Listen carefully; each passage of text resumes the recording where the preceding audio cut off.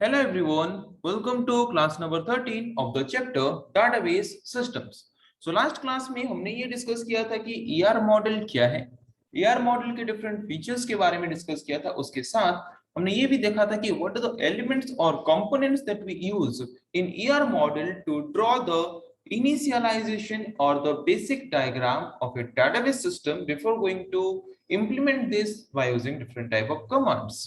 So अगर हमें एक डाटाबेस डिजाइन करना है तो डाटाबेस को डिजाइन करने से पहले हम उसका जो एक डायग्रामेटिक रिप्रेजेंटेशन करते हैं उसके लिए हम जिस तरह के मॉडल को यूज करते हैं वो है ईआर मॉडल, जहां पे हम डिफरेंट टाइप ऑफ कंपोनेंट्स या फिर एलिमेंट्स को यूज करते हैं उस डायग्राम को रिप्रेजेंट करने के लिए। सो उनमें से एक एलिमेंट का नाम है एंटिटी, जिसके बारे में आज के क्लास में हम डिस्कस करने वाले हैं कि ये एंटिटी है क्या। तो चलिए शुरू करते हैं डिस्कशन और जानते हैं ये एंटिटी एक्चुअल में है क्या। An entity is a real world object that has physical or logical existence. So entity क्या है? Entity एक real world object है। Real world object मतलब क्या?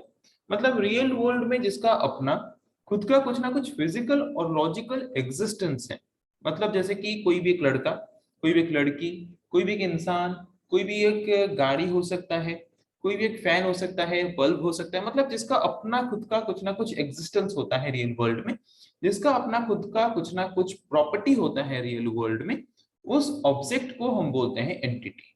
ओके, जैसे कि कोई एक पर्सन, उसका अपना खुद का कुछ ना कुछ प्रॉपर्टी है, उसका नाम है, एज है, क्वालिफिकेशंस हैं, उसका मतलब जो जॉब कर रहा है, क्या जॉब कर रहा है, मतलब कहाँ पे रहता है, उसके फैमिली रिलेटेड इंफॉर्मेशंस, मतलब जिसका अपना खुद का कुछ ना कुछ प्रॉपर्टी होता है रियल वर्ल्ड में, उस ऑब्जेक्ट को हम बोलते हैं एंटिटी। चाहे वो कोई कार हो सकता है, ओके, चाहे वो कोई फैन हो सकता है, चाहे वो कोई बल्ब हो सकता है, चाहे वो कोई इंसान हो सकता है, चाहे वो कोई जानवर हो सकता है, anything. Okay, it mean represent a boy. Entity एक बॉय हो सकता है, एक गर्ल हो सकता है, एक फैन हो सकता है, एक मैन हो सकता है, etcetera. So there are different examples of entities. Some of these are a person. So employee is an entity, student is an entity, patient is an entity, store. Store means it can be a cloth store, it can be a shoe store, it can be a mobile store. A building also a entity, also an entity. A machine, any kind of machine can also be an entity. A product can be an entity, a car can be an entity. Okay, another different type of events like any selling event. Okay, so that can be also considered as entity. Any registration, suppose we are doing something online registration, that can be also known as an entity. Renewal of something, if we are doing something renewal, then also this is an entity. Any account related operations that we are performing, that also considered as entity.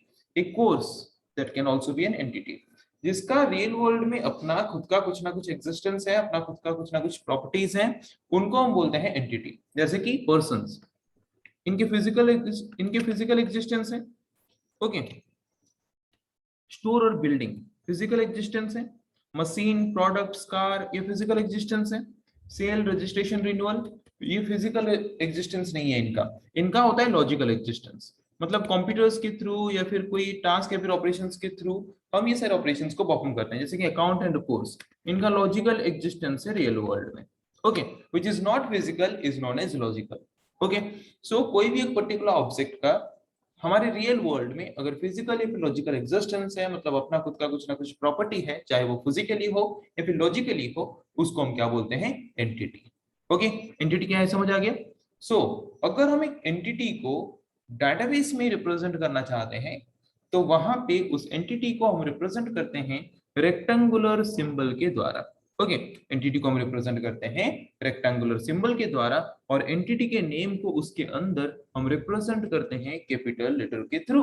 जैसे कि syntax, ऐसे एक rectangular symbol आपको लेना है और वहां पे उसके अंदर एंटिटी के नेम को रिप्रेजेंट करना है कैपिटल लेटर में। Okay, so example is suppose student, student is also entity. हम एक स्टूडेंट को एंटिटी बोल सकते हैं, क्यों?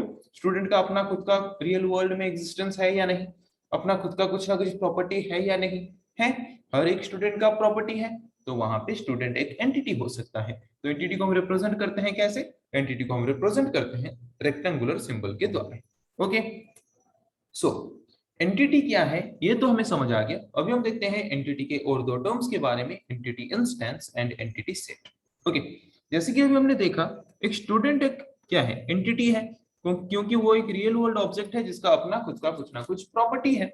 तो सपोज ऐसा जरूरी नहीं है कि स्टूडेंट जो एंटिटी है वहां पे एक ही स्टूडेंट होगा, बहुत सारे स्टूडेंट हो सकते हैं। अगर हम एक पर्टिकुलर कॉलेज में है तो वहां पे जो स्टूडेंट एंटिटीज हैं वो थाउजेंड्स में हो सकते हैं, हंड्रेड्स में हो सकते हैं। ओके, तो वहां पे हर एक स्टूडेंट को हम क्या बोलेंगे, entity instance. Each and every student in means, जैसे कि एक कॉलेज है, कोई भी एक कॉलेज है, कोई भी एक कॉलेज ले लेते हैं, उस पर्टिकुलर कॉलेज में सपोज 50 स्टूडेंट्स हैं। तो जो 50 स्टूडेंट्स हैं, हर एक स्टूडेंट एक एक एंटिटी है या नहीं? हर एक स्टूडेंट का अपना खुद का कुछ ना कुछ रियल वर्ल्ड, मतलब रियल वर्ल्ड में एग्जिस्टेंस है या नहीं? हर एक स्टूडेंट का अपना खुद का कुछ ना कुछ प्रॉपर्टी है या नहीं? तो हर एक स्टूडेंट को हम एक एक एंटिटी बोल सकते हैं।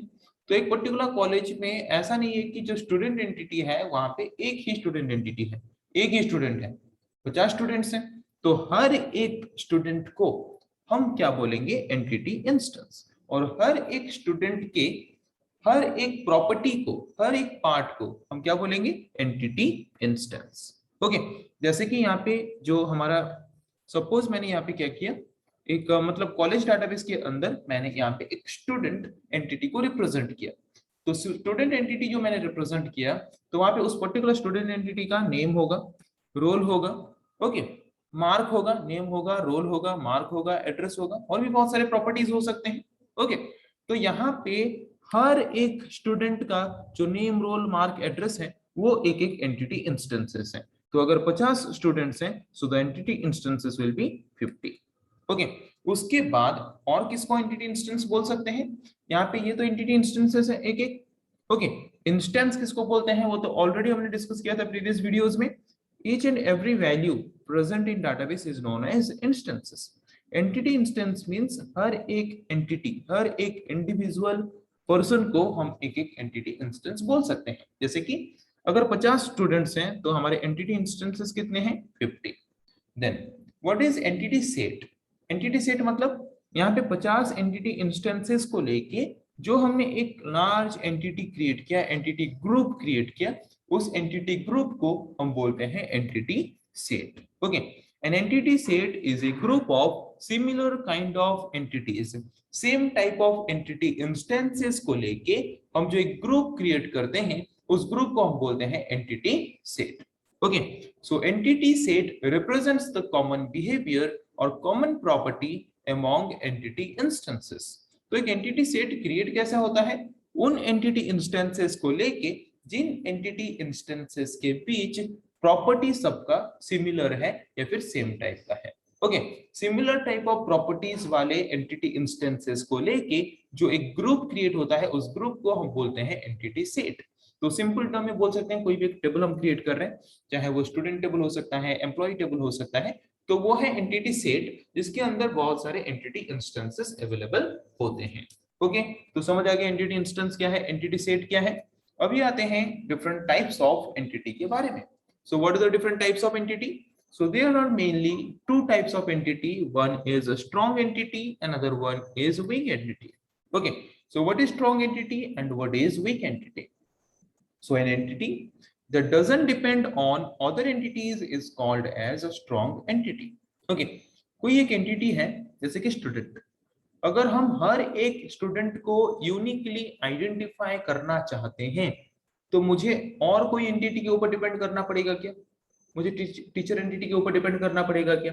टीचिंग स्टाफ एंटिटी के ऊपर डिपेंड करना पड़ेगा क्या? नहीं।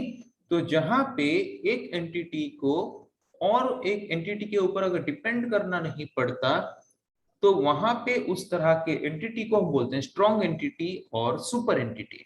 ओके, तो स्ट्रॉन्ग एंटिटी हम उस तरह के एंटिटी को बोलेंगे जहां पे एक एंटिटी सेट में जितने भी एंटिटी इंस्टेंसेस हैं, हर एक एंटिटी इंस्टेंसेस को अगर हम यूनिकली आइडेंटिफाई करना चाहते हैं तो वहां पे अगर हमारे पास उस एंटिटी सेट में ऐसा कोई एट्रीब्यूट है, ऐसा कोई कॉलम है जिसको यूज करके हम क्या कर सकें, हर एक एंटिटी इंस्टेंसेस को यूनिकली आइडेंटिफाई कर सकें, तो उस पर्टिकुलर एंटिटी को उस वक्त हम बोलेंगे स्ट्रॉन्ग एंटिटी। ओके, सपोज एक स्टूडेंट एंटिटी हम क्रिएट करते हैं, जिस पर्टिकुलर स्टूडेंट एंटिटी में एक स्टूडेंट एंटिटी हम क्रिएट करते हैं, जिस पर्टिकुलर स्टूडेंट एंटिटी में हमने स्टूडेंट का नेम, रोल, मार्क, एड्रेस हमने स्टोर किया, name, roll, mark, address store किया। तो यहाँ पे हमारा सपोज हमारे पास 50 स्टूडेंट्स हैं। ओके, हमारे पास 50 स्टूडेंट्स के यहाँ पे रिकॉर्ड्स हैं। तो 50 स्टूडेंट्स के रिकॉर्ड अगर हमारे पास है तो हर एक स्टूडेंट एक एक एंटिटी इंस्टेंसेस है। तो हर एक स्टूडेंट को यूनिकली आइडेंटिफाई करने के लिए हमारे पास यहाँ पे ऐसा कोई कॉलम है क्या, ऐसा कोई फील्ड है क्या, या फिर ऐसा कोई एट्रीब्यूट है क्या? है, roll number. By using roll number we can identify each entity instances uniquely. इस पर्टिकुलर कॉलम को हम क्या बोलते हैं, इस पर्टिकुलर एट्रीब्यूट को हम क्या बोलते हैं? की एट्रीब्यूट। की एट्रीब्यूट हम किस एट्रीब्यूट या फिर किस कॉलम को बोलते हैं? जिस एट्रीब्यूट को यूज करके हम एक पर्टिकुलर एंटिटी सेट के हर एक एंटिटी इंस्टेंसेस को यूनिकली आइडेंटिफाई कर सकते हैं, उस कॉलम या फिर उस एट्रीब्यूट को हम बोलते हैं की एट्रीब्यूट। ओके, तो स्ट्रॉन्ग एंटिटी किसको बोलते हैं पता चला? जिस एंटिटी में या फिर जिस एंटिटी सेट को और कोई दूसरे एंटिटी सेट के ऊपर डिपेंड करना नहीं पड़ता, उस एंटिटी को हम बोलते हैं स्ट्रॉन्ग एंटिटी और सुपर एंटिटी। तो स्ट्रॉन्ग एंटिटी में जितने भी एंटिटी इंस्टेंसेस हैं, हर एक एंटिटी इंस्टेंसेस को हम यूनिकली आइडेंटिफाई करने के लिए हमारे पास होता है एक की एट्रीब्यूट। ओके, दिस एट्रीब्यूट या फिर जिस कॉलम को यूज करके हम क्या कर सकते हैं, हर एक एंटिटी इंस्टेंसेस को यूनिकली आइडेंटिफाई कर सकते हैं। स्ट्रॉन्ग एंटिटी को हम रिप्रेजेंट करते हैं नॉर्मली रेक्टेंगुलर सिंबल के द्वारा, जैसे कि नॉर्मल एंटिटी को रिप्रेजेंट करते हैं। ओके, अभी आते हैं वीक एंटिटी के बारे में। तो वीक एंटिटी क्या है? स्ट्रॉन्ग एंटिटी का उल्टा। स्ट्रॉन्ग एंटिटी हम उस एंटिटी को बोलते थे जो एंटिटी अदर एंटिटीज के ऊपर डिपेंड नहीं करता, उसके हर एक एंटिटी इंस्टेंसेस को यूनिकली आइडेंटिफाई करने के लिए उसको हम बोलते हैं strong entity. But weak entity हम किसको बोलेंगे? कि अगर एक एंटिटी डिपेंड करता है बाकी एंटिटीज के ऊपर अपने हर एक एंटिटी इंस्टेंसेस को यूनिकली आइडेंटिफाई करने के लिए, तो वहां पे उस तरह के एंटिटीज को हम बोलते हैं वीक एंटिटी। ओके, तो सिंपल टर्म में अगर बोलें, अगर एक एंटिटी बाकी एंटिटी के ऊपर डिपेंड नहीं करता तो उसको बोलेंगे स्ट्रॉन्ग एंटिटी। एक एंटिटी अगर बाकी एंटिटीज के ऊपर डिपेंड करता है तो उसको बोलेंगे वीक एंटिटी और सब एंटिटी। ओके, तो जैसे कि अगर मैंने यहाँ पे एक डिपार्टमेंट वाला एंटिटी क्रिएट किया, एक डिपार्टमेंट वाला एंटिटी मैं यहाँ पे क्या कर रहा हूँ, एक डिपार्टमेंट वाला एंटिटी मैं क्रिएट कर रहा हूँ। ओके, जहां पे मेरे पास एट्रीब्यूट्स क्या है, कॉलम्स क्या है, यहाँ पे मेरे पास कॉलम्स हैं department name and employee name, department name and employee name. Okay, तो यहाँ पे एक पर्टिकुलर डिपार्टमेंट में सपोज डिपार्टमेंट ए है, तो डिपार्टमेंट ए में बहुत सारे एम्प्लॉइज हो सकते हैं। डिपार्टमेंट ए में सपोज एक एम्प्लॉय है जेड, डिपार्टमेंट ए में और एक एम्प्लॉय है सपोज बी, और एक डिपार्टमेंट ए में फिर से और एक एम्प्लॉय है जिसका नाम फिर से जेड है।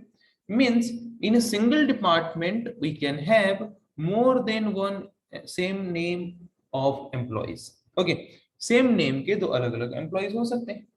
तो यहाँ पे डिपार्टमेंट नेम को लेके या फिर एम्प्लॉयज नेम को लेके हम हर एक एंटिटी इंस्टेंसेस को यूनिकली आइडेंटिफाई कर सकते हैं क्या?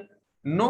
तो यहाँ पे इसका मतलब ऐसा कोई भी कॉलम नहीं है, ऐसा कोई भी एट्रीब्यूट नहीं है जिसको यूज करके, मतलब कोई भी की एट्रीब्यूट हमारे पास नहीं है इस पर्टिकुलर एंटिटी में जिसके द्वारा, जिसको यूज करके हम हर एक एंटिटी इंस्टेंसेस को यूनिकली आइडेंटिफाई कर सकते हैं।